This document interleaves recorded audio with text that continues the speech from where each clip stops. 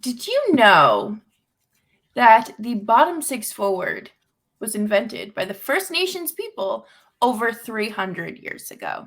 We're going to talk about that on today's episode of Locked On Flames. You're Locked On Flames, your daily podcast on the Calgary Flames. Part of the Locked On Podcast Network, your team every day.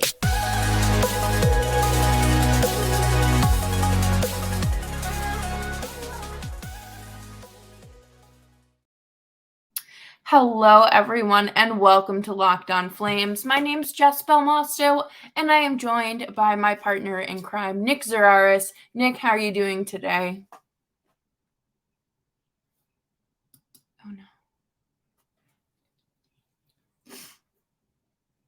Things on the horizon. The Rangers played again last night. They played reasonably well against one of the worst teams in the league in the Canucks.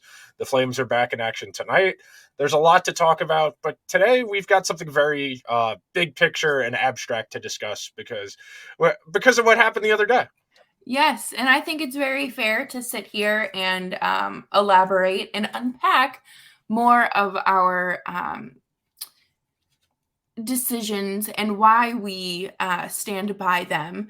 But before we dive into that, I do want to remind you all that today's episode is brought to you by FanDuel, and they are the official sportsbook of Locked On. Make every moment more. Visit FanDuel.com/LockedOn today to get started. How did you find this article? Let's start with that. Okay, so 2 years ago, after Tom Wilson ragdolled Artemi Panarin, and there was a whole bunch of discussion about like what the role of violence in hockey is. I forget what hockey writer tweeted a link to a part of this, like an abstract, like just a couple of quotes from it. And I was like, okay, I need to find this. So my sister was in college at the time, and I was like, can I log into your JSTAR so I can read this, please? And then I read it, and it made a lot of sense. A lot of the history of hockey rooted in identity and what identity means to people and what types of traits we like to convey in our national identity. Hockey and violence are very they are mutual. They're not mutually exclusive. They have historically gone together for a variety of reasons. Everybody knows that Rodney Dangerfield joke from the 70s that I went to a fight and a hockey game broke out. That kind of joke. And the game has come a long way from that. The unnecessary and excessive violence where teams would feature multiple guys whose only role was to hurt other people as opposed to playing hockey.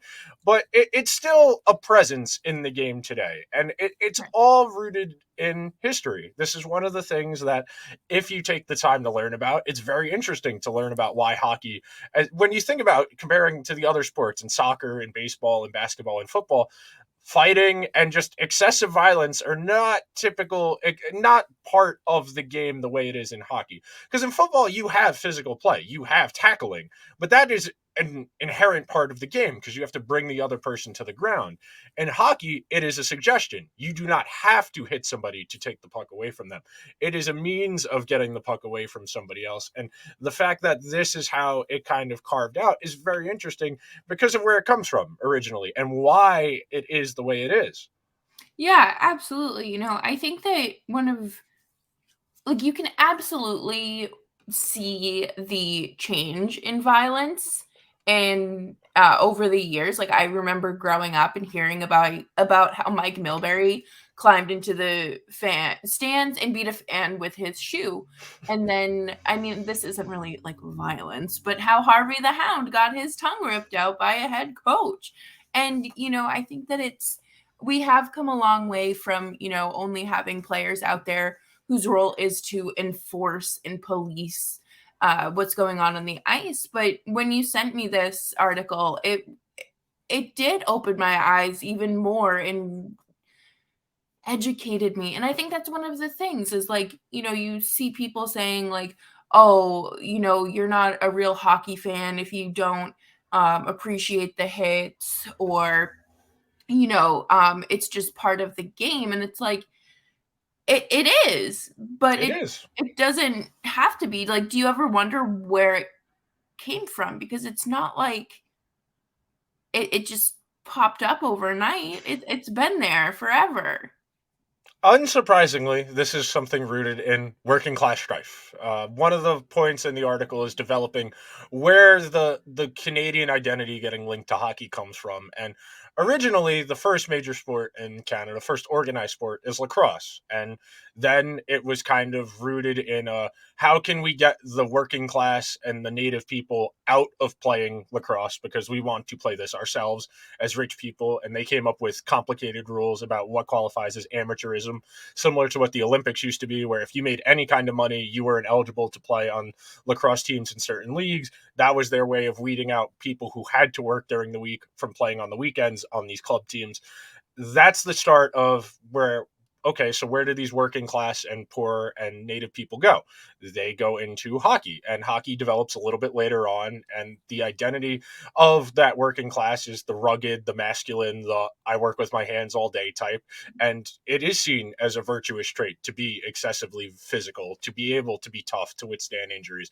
One of the early parts of the paper is talking about what a lacrosse game between two native tribes looks like, and it's just pure violence. And one of the things that the French settlers noted in, and it's quoted in the paper, is that guys broken legs, they would die during the game, and there'd be no ill will. It's not like during a hockey game today where somebody gets violently hit and there's a fight instantly. It was just kind of an agreed upon terms of bad things could happen playing this game.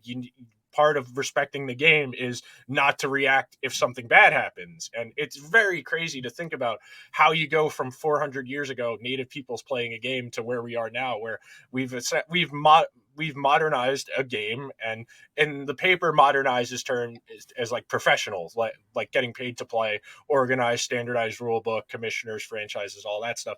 But 400 years more than that, because First Nations people were probably playing lacrosse before French and British settlers got to Canada in the 1600s. So all of this stuff is rooted in history, which is why it's really important to know the history. Yeah, and like, I think people enjoy knowing the history of the league, but they aren't digging deeper, and they're not finding out, how did this happen? Why did this come about? And I think it's just super interesting that the article just talks about there was one piece here about just violence. There was a specific quote. I should have highlighted it, but it's okay. Loyalty. That's what it was. It was about loyalty. As cricket, wherever played by Britons, is a link to loyalty to bind them to their home, so may lacrosse be to Canadians, yet we find it we may find yet it will do. Okay, anyways, basically, sports is part of an identity. I can't read. This sentence makes no sense because it was written in 1867. So, and I do think that there is some sort of identity just tied to hockey and tied to the violence of the game as well, because, you sign up for hockey and you have to worry about your kid, like, getting pummeled into the ice at 4 years old. But yeah, and this is one of the things that, and I can identify why some of the reactions we got from people based on what we said on Monday were what they are.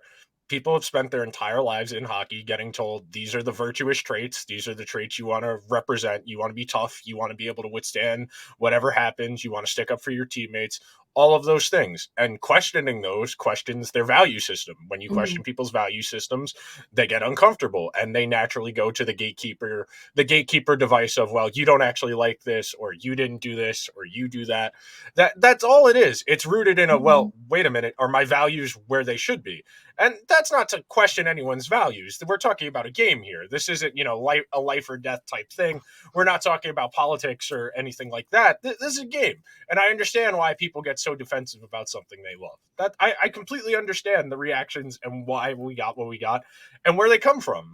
That's right. Part of being well-informed, is understanding other people's opinions and making an effort to understand other people's opinions, as opposed to immediately shutting down and trying to just to be argumentative as opposed to make a point.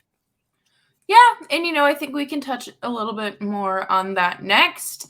It was you called the reactions we were going to get, and it was very clear that the point was very missed. Very missed. And before we dive into that, I do want to take another quick break here to talk about our friends at FanDuel. We are so excited about our new sports betting partner for Locked On because they are the #1 sports book in America. And if you're new to FanDuel, that is even better. They have very, very easy and accessible features for anyone of the sports betting amateur or not professional, but you've seen it a few times. You've been around the block when it comes to sports betting, and FanDuel has everything you need to succeed and make those sports bets easy. Download FanDuel now so you can bet on Super Bowl 57 with a no sweat first bet, so you can potentially get up to $3,000 back in bonus bets if your first bet doesn't win. Nick, we are very close to the Super Bowl. What's it looking like? I've got to sit down still. I'm definitely going to have a lot of Travis Kelce stuff. I'm leaning the Eagles to win the game, and I'm trying to think out in my head, if the Eagles win the game, what's that going to look like, so I have a better understanding of what bets I want to do to make that happen. But very quickly, me and my friend went to the Nets-Suns game on Monday, and we had a 4-leg parlay. We had 3 of the 4 things we needed to hit. Fourth quarter, 4 minutes to go. We needed 2 points from Devin Booker. He had 19. His total was 20.5. 2 minutes to go in the game. He gets fouled. And Devin Booker is a great free throw shooter. He's in the mid-80s. We go, all right, we should be good. We should be good. Me and my friend looked at each other. We go, all right, he's got this. He's got this. He bricks the first one, bricks the second one, doesn't take another shot the rest of the game. We lose our 4-leg same game parlay on 2 free throws on somebody who's a career 85% free throw shooter. That's the magic, man. You're invested in a game you have no vested interest in. We just went and we said, what can we put together to make this game a little bit more fun? And we came that close. That close. So, if you are someone who is like me and hoping that both teams lose this game, make it a little bit more fun with the no sweat first bet. And you can do that today by heading over to FanDuel.com/lockedon to claim your no sweat first bet on Super Bowl 57. That is FanDuel.com/lockedon. Make every moment more with FanDuel, the official sports book partner of the NFL. Yeah, both teams can lose. I'll still have my chicken wings. I don't care. That's what McCaffrey said. Yes, at Super Bowl. That's what he said on Radio Row yesterday. They were like, "What do you think's going to happen in the game?" I hope both teams lose. Which I respect. Think that's very fair. That's the correct answer. That's the answer I would expect from somebody who is in the league. It's not me. I don't care. Yeah, I mean that is very fair. I mean, it's kind of like when. I mean, not really. I was really pulling for the Avs for this for last year's Stanley Cup, but when it was Tampa and the Habs, I was like, you can both lose. It's okay. Yeah, the Bruins thing, it kind of rules out the Canadians as a plucky oh, this is fun kind of deal. Yeah. I was happy for Cole Caulfield. That's it. Yeah, that was fun. Suzuki. That's it. And I guess Tyler Toffoli, but that's it. Yeah. Yeah, the Cole Caulfield heater was very entertaining. That was very fun. Yeah. So, I think when we posted this, even going into the episode, we knew that it was going to be something that they had their mind made up before they even listened to a clip or listened to an episode. They saw what they saw on the tweet. And they said, you're not a hockey fan. You've never played. Anyone can buy a mic. And I get it. Because clearly, if you are passionate about something, you don't want anyone to criticize it. You don't want to hear an opposing opinion or view. But it's okay. The thing that you love, like hockey, it's not just going to magically disappear, up and vanish. It's okay to criticize it, and it is perfectly okay to to just listen to other people, and you don't have to argue with it. Just take it in. Yeah, no, I'm under no illusions that anybody in hockey cares about safety. We know nobody in the NHL No cares one. about safety. The Department of Player Safety has been run by consecutive goons, several different goons, and under the assumption that, well, these guys understand how to police the game because they policed it themselves, which doesn't actually happen. We know the NHL has no vested interest in banning fighting, banning any kind of head contact. I yesterday ordered Dryden's book about Steve Montador, and that's going to go into the pile of books to be read with the other like 12. But another book, because Ken Dryden has been a vocal proponent of saying we need to reevaluate what we're doing with hockey as a whole, because this is a game and we should be trying to make it safe as possible. I mean, I forget what age it is. It's either 12 or 13. You have to be in the US and USA Hockey organized things before you can start body checking as a boy. And then in certain states, they have different rules about how old you have to be. But generally speaking, I know there's been the real, like, the decline of enrollment in youth football tied to, a lot of people have tied that to the concussion issue. A lot of these things are real moral quandary questions, and there probably isn't a correct answer of how do you play a contact sport and try and minimize injury as much as possible. It's not really feasible because these are inherently contact sports. So one of the things in that article I wanted to pull out, and first of all, we've been talking about it for 10 minutes. The title is Imagining a Canadian Identity Through Sport, a historical interpretation of lacrosse and hockey by Michael Robideau of, I forget what university in Canada he is, but the entire point of reading this is trying to, and giving perspectives that people aren't typically exposed to.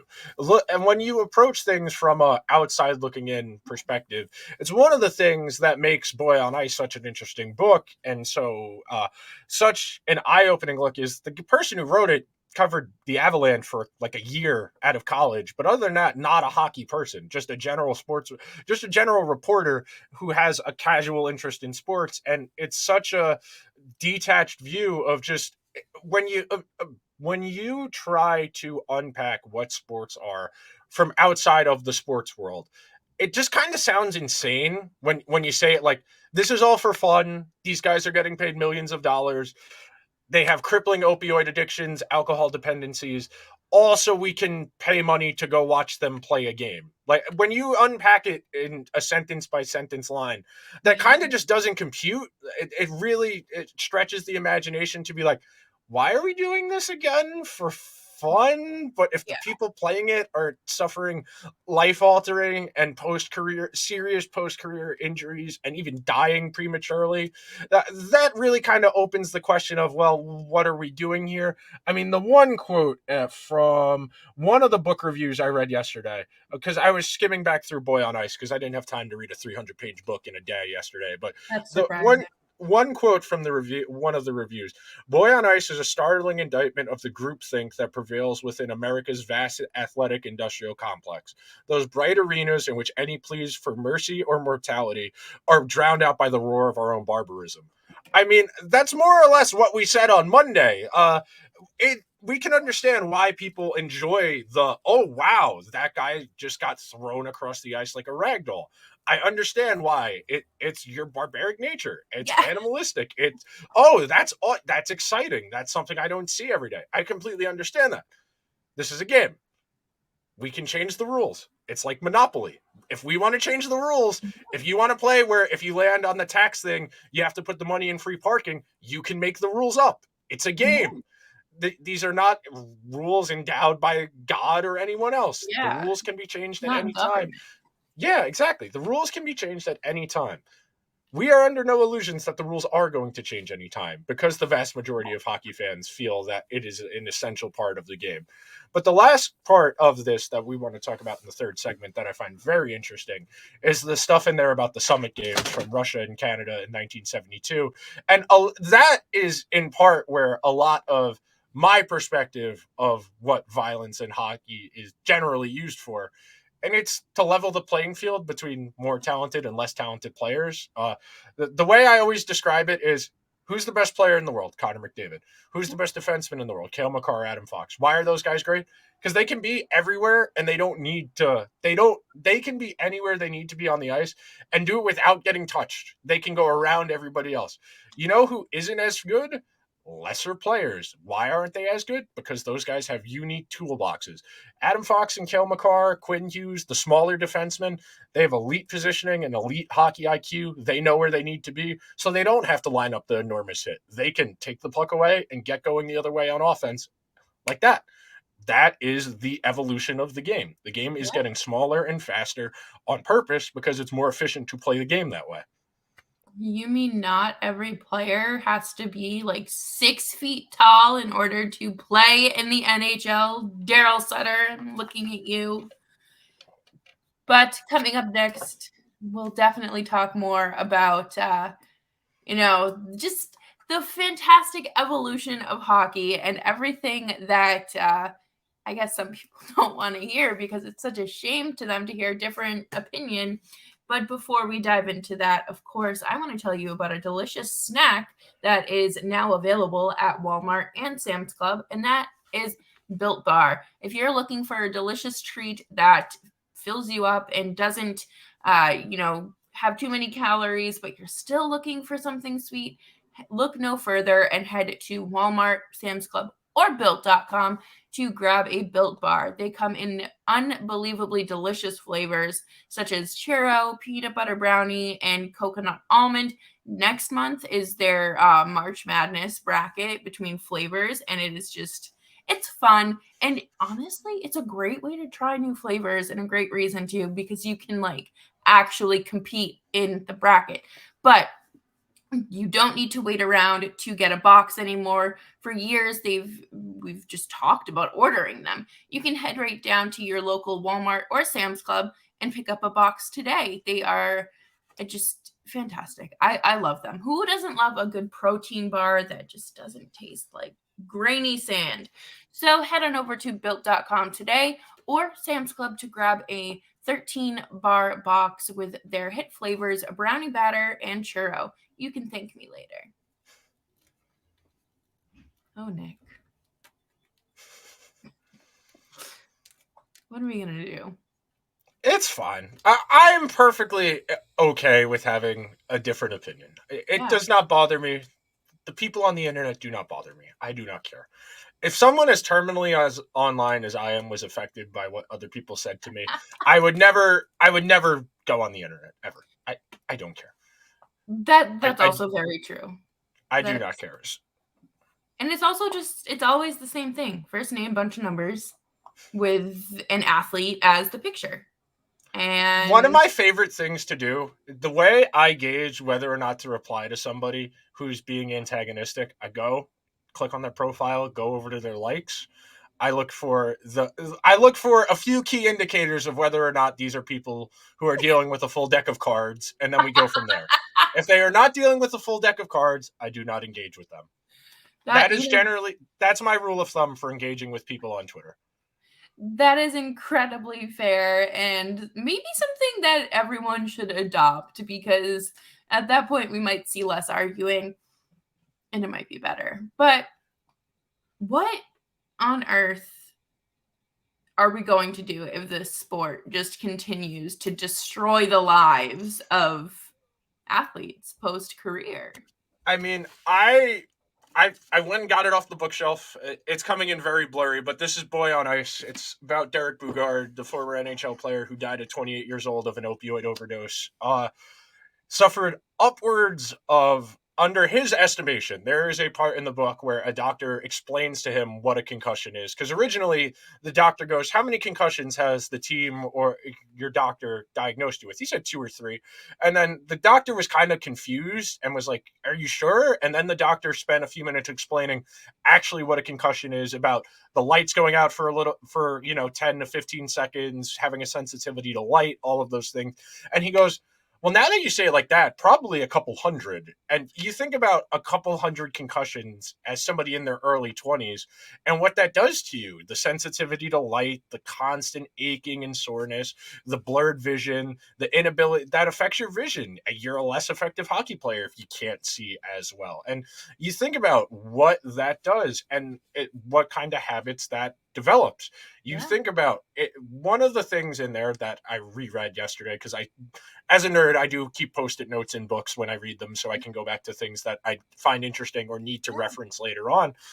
His first 3 years in the league, I believe they prescribed him 10 different types of painkillers. His third season in the league, he was prescribed more painkillers that third season than the first two combined.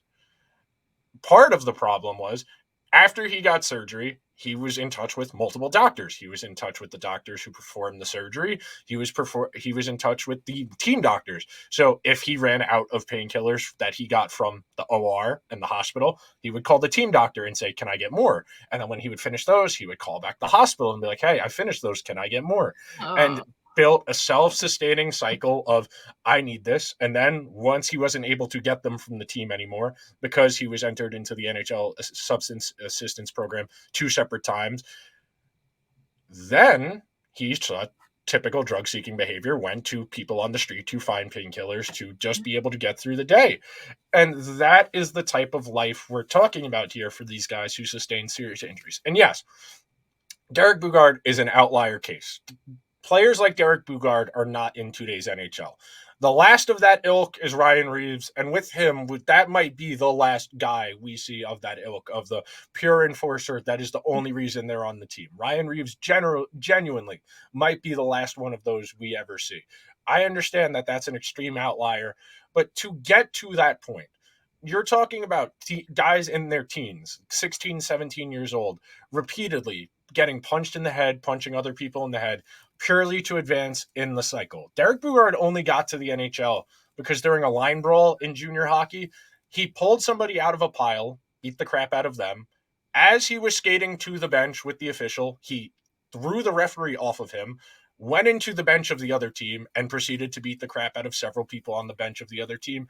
That night, 2 WHL scouts put in claims for his rights, and he was picked up by a WHL team the next day. The violence and excessive physicality is what gets a lot of these bigger and slower guys to the league, because there is a value in having that on your team. And even if it's not for that excessive violent type of role, if it's a Nick Bukestad, a guy who's 6'4" and able to play hockey at a reasonably high level, size is always going to be a valuable commodity as the game skews to the smaller and faster way, because you are going to have people who cling to the traditional idea of what a hockey player is, and they do it against their own interests. They ice less talented, bigger guys because it makes them feel comfortable in that. And speaking of this, one of the things I wanted to read was a poll about the Summit Games between the Soviet Union and Canada in 1972. In response to their dire predicament, Canadian players resorted to bullying and intimidation tactics and literally fought their way back into contention. In a miraculous comeback, overcoming real and imagined barriers, the Canadian team proved victorious, winning the final game in the series. Their heroism became permanently etched into the memory of Canadians, despite actions that have been recently described by 2 American journalists as hacking and clubbing the Soviet players like seal pups and bullying their way to a thrilling and remarkable comeback. While there have been critics of the series, the games in the Canadian collective consciousness remain as an orgy of self-congratulation about the triumph of Canadian virtues, individualism, flair, and most of all, character. Historically speaking, these seemingly appalling behaviors are compatible with Canadian hockey in general, and for this reason are embraced, not denounced. The players performed in a manner consistent with Canadian play, illustrating a Canadian character that is yet to be defined in a more concrete fashion. Therefore, despite Canadian behavior that was an assault on international hockey and on international competition in general, this assault was distinctly Canadian and in the interest of advancing Canadian identity, something which is invaluable for the construction of a national identity.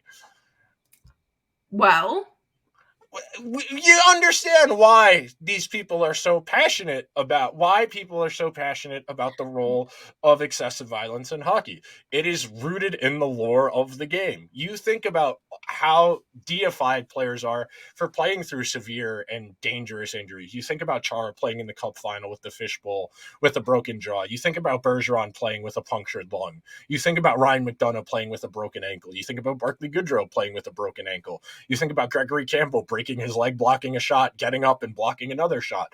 All of the stuff that is deified is rooted in native people's identities, native people's ideal versions of masculinity, which is where the French and the British settlers stole their ideas of masculinity. Because okay, I don't have a ton of time here. We're coming up against the wire here, but a lot of the original ideas of settlers coming over from Europe about what masculinity was rooted in like a silent stoicism, was rooted in a reservedness and not excessive violence and being a gentleman. And then they came over and saw Native Americans playing lacrosse and were like, that looks cool. We want to be like that. And 400 years later, here we are still dealing with that looks really cool. Let's keep doing that. That sums it up, really. that really does sum it up. I think, it's so, like, could you imagine, and I understand it's sports, it's entertainment, but going to like your 9-to-5 office job and just like hip checking someone into the printer. I think that should be acceptable. I think if you work retail, if you work in service, I think you should be able to hip check people. I think you should be able to drop your gloves and challenge a customer to a fight. I think if you work retail, we need to institute a penalty box and we need to have normalized violence in retail in the service industry. Those people need it to defend their own interests. You only tip 12% on a $140 tip. Okay, let's go. Step into the ring. Let's go. That's understandable. Yeah. The multimillionaires clinging to, the prairie identity of the rugged middle class, that the violence is a little bit less like, survival based. That's a little bit more like, I want to look tough in front of my friends. Yeah, definitely. Because, they have people up in the suites watching. But, my God, no. When you ran through that list of players and they're like, 90% were Bruins, Well, the Bruins made a lot of deep playoff runs. Everybody's hurt by the time you make that deep playoff run. Accidents happen, but then you also have players like Jimmy Hayes, who was over medicated and unfortunately turned to drugs post career and actually died from it. So Jimmy Hayes was not a rugged Derek Boogaard punching people in the head type. That is a normal NHL career. That was a normal NHL career. Right. That'll be the thing that this is what we'll leave you on. Typically speaking, we see what we know so far about CTE, and it is a relatively new thing. CTE is first diagnosed case, I think, was 2011 or 12. Yeah. Mike Webster, the Steelers center from the 70s, one of the best offensive linemen in all time. First diagnosed case. Generally speaking, CTE is developed over long term with hundreds, if not thousands, of subconcussive hits. It's not the enormous ones. It is the repeated small incidental bumps to the head over 10, 15, 20 years of playing as a kid to high school to college to professional. That is where CTE develops over 10, 15, 20 years. It is not a one enormous hit type thing. It is hundreds of small hits over time. And it's something that we as sports fans have to grapple with. I mean, I still wince when I see a big hit and I go, ooh, anytime there's a big hit in football or hockey, because I'm like, oh God, that's somebody's life. That is somebody's life. Exactly. And that's the difference. I think, clean hits, like there was a response that said, what's the line? I don't know. Exactly. I don't know. I am not here to decide that. I just know when I feel my stomach turn.